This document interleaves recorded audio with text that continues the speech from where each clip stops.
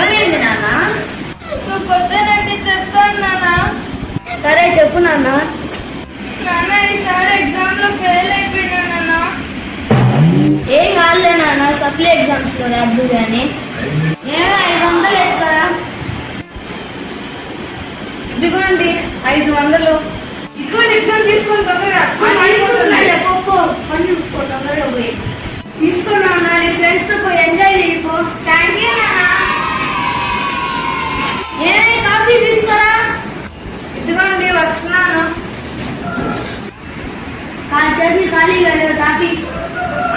ఎలా కాలం ఆ పేపర్ చదువుతానే ఉంటారు. చదువుతానే ఉంటారులే.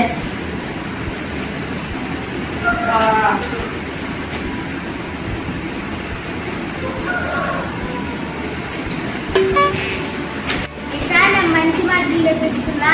నాన్న చేత ఎట్టయినా కొత్త సైకిల్ తెప్పించుకున్నా.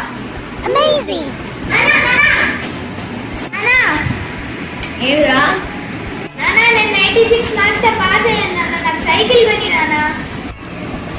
రారా నువ్వు. ఏం నాన్న? ఎందుకండి వాడు అంత సంతోషంగా పాస్ అయ్యానని చెప్తే వాడు చెవు మలిపెడుతున్నారు? మిగతా 4 మార్కులు ఏమైందా? ఇదే న్యాయం అండి. ఫెయిల్ అయిన సింధుకి అయితే 500 ఇచ్చారు. పాస్ అయిన మన్నుకి అయితే వాడికి ఇష్టమైన సైకిల్ కూడా తీయడం లేదు. నీకెందుకే, పోయి వంటల్లో పని చూసుకోపో.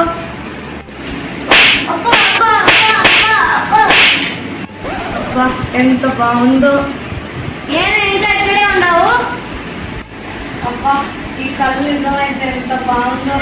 ఏం లేదు,